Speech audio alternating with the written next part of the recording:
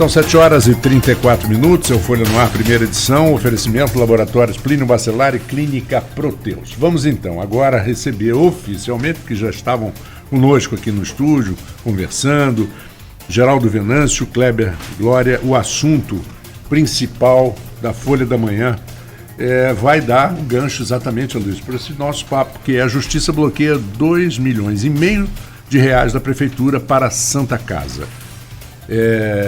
Bom dia a vocês, obrigado pela presença. E Aloysio. Eu vou começar, se você me permite, Geraldo, com o Kleber, porque claro, ele é diretor da Santa Casa. Bom dia de novo a ambos, obrigado pela presença. Ô Kleber, tem essa notícia aí da desembargadora, da 12ª Câmara Civil do PJ, esse bloqueio de 2,5 milhões da Prefeitura. Como é que vocês... Como é que foi essa ação? Eu acho que primeiro que você gostaria que você contasse isso. E como é que vocês encararam essa decisão judicial de ontem, que abre a manchete da Folha da Manhã de hoje? Bom dia aos ouvintes, os amigos aqui do estúdio. A gente encarou com muita naturalidade, tendo em vista que todos os argumentos que a gente apresentou para a desembargadora são os argumentos que a gente vem batendo aí na última semana e meia, com relação ao quantitativo de serviços médicos prestados à população campista dos 4 grandes hospitais filantrópicos do município, de 70% a 75% dos atendimentos feitos por esses hospitais. E uma vez que esses repasses que fazem uma tremenda diferença para a viabilidade dessas instituições não é realizado, corre-se o risco de um colapso na saúde, uma vez que esses hospitais podem fechar portas. A desembargadora entendeu desta forma, entendeu também a questão do comprometimento com o orçamento 2019, em que esses valores já estavam empenhados para serem utilizados, já estavam orçados, já estavam no orçamento do município, e mesmo com a queda de arrecadação, o comentário da desembargadora foi muito contundente, ao dizer, se existe algum outro serviço que seja mais importante que a saúde, não há problema nenhum, o município pode desbloquear o valor. Até o momento eu só estou verificando que o serviço de saúde é essencial, está se mantido o bloqueio. Então a gente entendeu que a lógica prevaleceu. Foi o entendimento nosso do grupo da direção da Santa Casa. Mas como é que foi a origem dessa ação? A ação foi... a gente iniciou a ação aqui em Campos e o juiz aqui de Campos, que foi responsável pela ação, entendeu que o município se manifestasse em 30 dias, em 15 dias, e a gente entendeu que esse período seria um período muito perigoso se a instituição ficasse sem esses recursos para dar continuidade à assistência. Então a gente acabou recorrendo ao Tribunal de Justiça, fazendo em instância superior, tendo em vista o risco que a gente estava sofrendo de interrupção dos atendimentos médicos por conta do atraso desses repasses. Você acha, Geraldo, que esse caso da Santa Casa ele serve para exemplificar o do Álvaro Ovim, também, além desse caso do Álvaro Ovim, da Beneficência Portuguesa, plantadora de cana? Sem dúvida. Na verdade, quer dizer, o sindicato dos hospitais, o Sindinorte, já entrou há alguns dias, e o ocorrido com a Santa Casa, eu acho que já criou um caráter jurisprudencial. Hoje nós vamos estar numa audiência no Ministério Público e acho que a coisa vai caminhar favoravelmente, porque a instância superior já se manifestou. Então, a nossa expectativa é boa. É preciso ficar claro, eu não sou advogado da Santa Casa, não, mas tem pessoas pouco informadas já fazendo ilações por que liberou o da Santa Casa e não dos outros hospitais, porque a Santa Casa já tinha entrado. Então é uma coisa absurda, ilações desse tipo que não faz o menor sentido. E a expectativa dos outros 3 hospitais, em cima do já estabelecido na segunda instância com a Santa Casa, nos deixa otimistas. Mas qual a expectativa de vocês para essa audiência de hoje? Vamos falar além da audiência de hoje, vamos falar também, eu citei aqui no início, e arguir em relação à decisão no Sindicato dos Servidores também, que hoje é sexta, na quarta-feira, né? Na noite de quarta, decidiu declarar o estado de greve, né? Sim.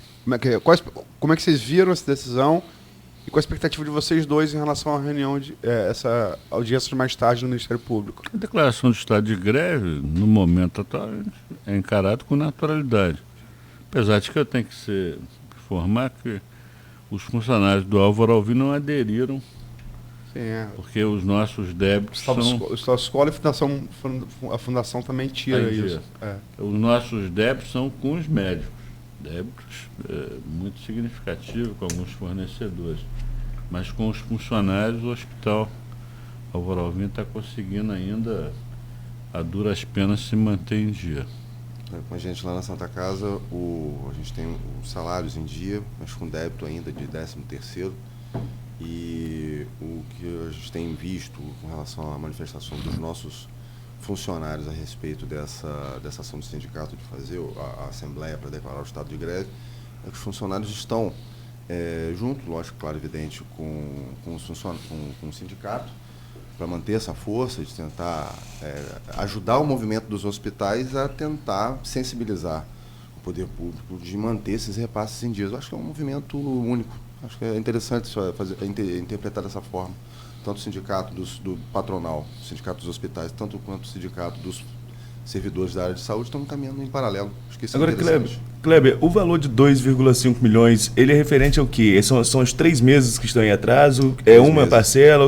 O que ele representa? São 2 parcelas, julho e agosto. Setembro não foi bloqueado. Tá?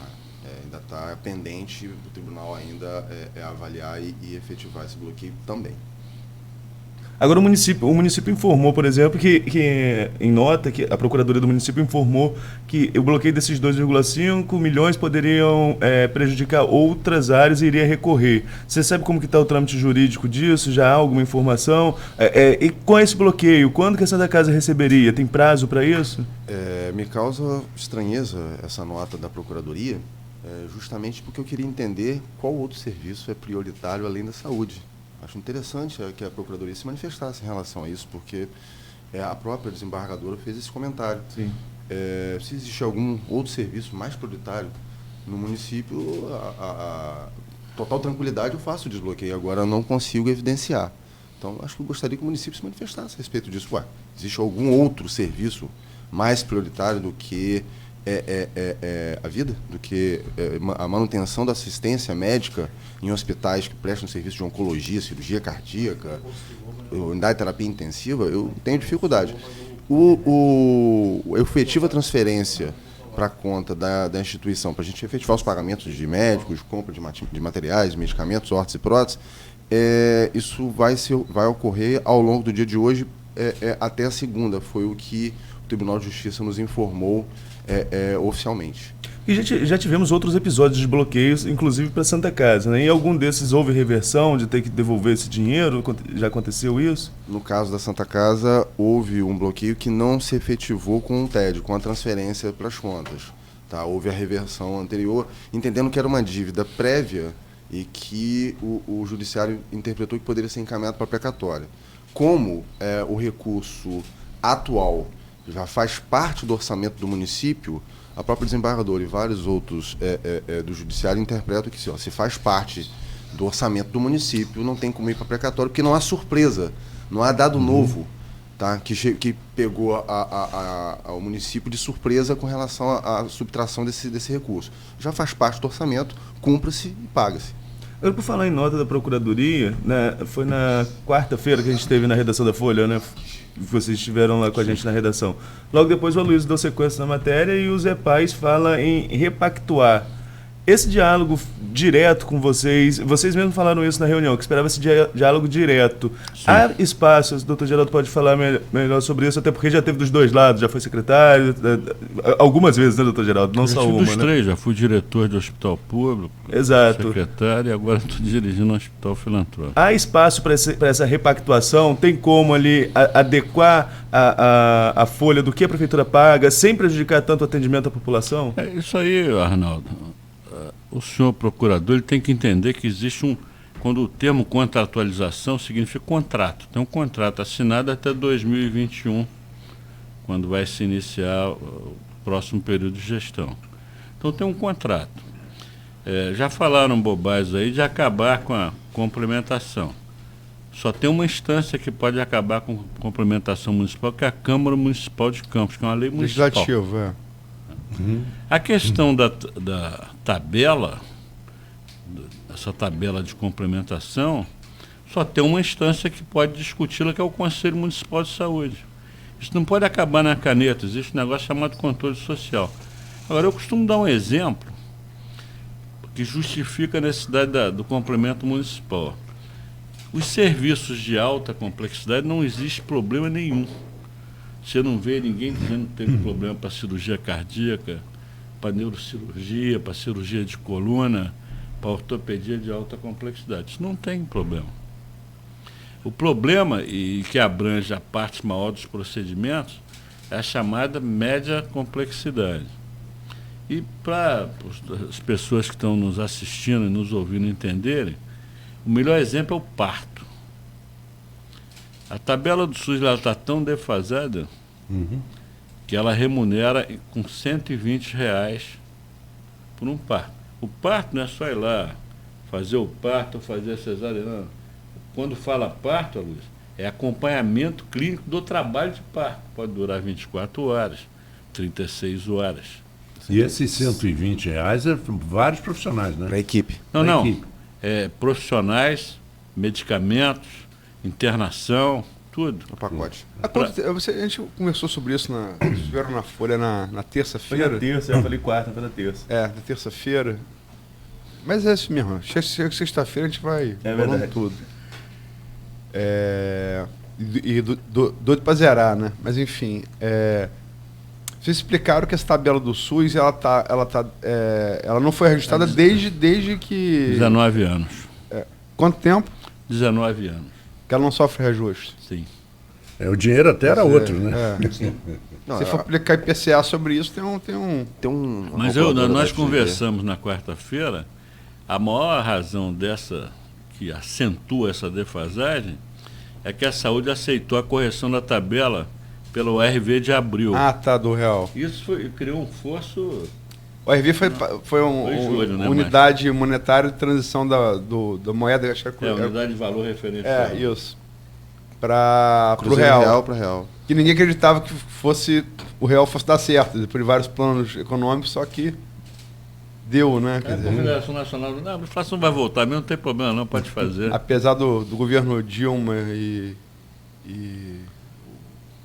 de lá para cá está patinando, fazendo uma força danada para estragar a estabilidade econômica do plano real, mas até o governo Dilma, pelo menos, ele tinha dado certo. Sim. Então, essa tabela ela é ridícula. Ela paga R$ 2,50 por uma consulta básica, R$ 5,00 por uma consulta especializada. Um especialista, para completar a sua formação, são 6 anos da graduação formal, mais 4 No mínimo. de residência. A residência só foi crescendo, aqueles 2 anos pré-técnicos. Já não são mais. Não é um curso barato também, né?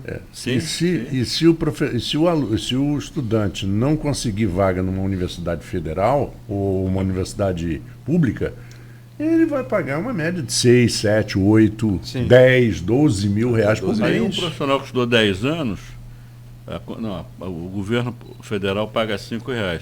A prefeitura, num gesto magnânimo, dobra. Então, consulta especializada, endocrinologia, neurologia, que seja, R$ 10.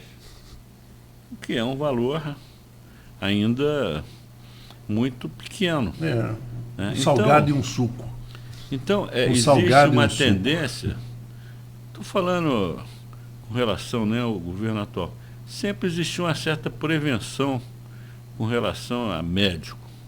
Né? O governo brasileiro teve muitos problemas com o médico, muitos problemas. Sim. Eu até dei sorte, porque nos meses que eu fiquei, os colegas me apoiaram, enfim, me ajudaram. Inclusive o Dr. Kleber aqui, que já era diretor da Santa Casa. Agora, eu vejo com dificuldade as propostas que o governo está colocando à mesa. Uma seria reduzir o valor global da complementação municipal sem reduzir a oferta de serviço. Isso aí é um negócio chamado aritmética, nem matemática é impossível. né, como foi verbalizado pelo secretário, se são feitas, hipoteticamente, 1.000 tomografias... Secretário aqui de Saúde? É. Ábido. Doutor Ábido. São feitas 1.000 tomografias mês, vamos fazer 500, sim. Mas cabe à Secretaria de Saúde, cabe formalmente, porque os hospitais são hospitais de porta fechada. Nenhum paciente vai lá na Alvoró, eu quero fazer uma tomografia. Ele tem que estar... Você colocou isso claro naquela conversa, na matéria de quarta-feira, sim, que o paciente, esse que você se referiu de média complexidade de internação, ele é levado pela prefeitura. Quer dizer, levado sim, não, mas ele é autorizado pela prefeitura. Isso, inclusive, foi reconhecido pelo próprio procurador, quando fez o comentário. Ele foi muito feliz em dizer, não. O serviço está prestado, está atualizado, vai ter que ser pago. Reconhecemos os 3 meses de atraso, reconhecemos que todos os procedimentos, todos os pacientes atendidos têm sido previamente autorizados. Eu acho que isso aí foi a lógica que estabeleceu. Ele reconheceu justamente que existiu esse atendimento. Então, foi o próprio Geraldo que falou anteriormente. Os hospitais filantrópicos, à exceção dos 2 de obstetrícia, né, que tem porta aberta para atendimento de parto, tá? Porta fechada, a gente só atende, a gente é contra-referência da urgência do município. Urgenciou nesses municípios, nesses hospitais próprios, né, de pronto-socorro, ele é referenciado para a gente, sempre previamente autorizado e regulado pela Central de Regulação Municipal. Agora, você estava falando, eu quero ter algumas especificidades. Eu sei que é difícil, eu me imagino tendo que... Não que com toda categoria não tenha profissional... Né? Que você tem, toda categoria tem profissional bons e ruins. Claro. Isso, mas resguardando assim, que uma coisa que eu acho que é consensual, não só entre os médicos, como entre os pacientes. Eu conheço vários pacientes, inclusive Ricardo André Vasconcelos, que é um colega jornalista, que foi paciente do Ábido. Ábido é um excelente médico, né? Isso, ninguém... Tá. Mas a atuação dele nessa intermediação dessas 2 reuniões que não acabaram não existindo, ela tem sido muito questionada por vocês, né? Como é que vocês... Aloysio, questão de questionar é a questão só da descortesia, né? Foi feito, enfim. Mas também a gente não está dando isso, esses 2 episódios, num caráter que absolutamente não é relevante. O que nós queremos a nossa ansiedade para estabelecer um entendimento. Não é relevante que agora, né, Geraldo? Que agora não é relevante, mas na hora que você não é recebido, é relevante, né? Não, o problema não é nem sem ser... um aviso, sem nada na hora. Terça-feira vocês estavam bem chateados com isso. Não é questão de não ser recebido, é de ser recebido, como aconteceu na quarta. Sem ser marcado e você, em cima da hora, você... Isso foi a primeira, que foi desmarcado 5 minutos antes. A segunda foi marcada e a presença do secretário para estar argumentando com os 4 hospitais seria de fundamental importância, ele não compareceu. Com todo respeito à equipe técnica da Secretaria Municipal de Saúde, pelo amor de Deus, são profissionais magníficos. Num momento como esse, a conversa tem que ser com quem ordena a despesa. Exatamente. Eu vou pedir a vocês... Só deixa eu fazer uma pergunta, deixa para o próximo bloco, então, se me permite, Marcos. Perfeito, claro. A posição de Ábido também não é complicada por ser médico. Você esteve lá também. Você tem que jogar entre uma categoria que é a sua, que você vai voltar para ela, você não tem dúvida disso. Você é médico, está na política hoje, mas amanhã você vai voltar para ela. E, ao mesmo tempo, ficar mal com o governo ao qual você pertence. A posição, ela, por si mesma, ela não é, às vezes, complicada? Não, eu não vejo dessa forma. Eu só pedi para deixar para responder no próximo bloco. Sim. Vamos então a um pequeno intervalo e voltamos já com Folha no Ar, primeira edição. Quando se pensa em exames laboratoriais, logo vem em nossa cabeça Laboratório Plínio Bacelar. Exames de rotina e os mais complexos, como exames de genética e biologia molecular, através do setor de Biomol. O Laboratório Plínio Bacelar acompanha a tendência mundial em exames laboratoriais, com o que há de mais moderno e tecnológico para garantir o melhor resultado.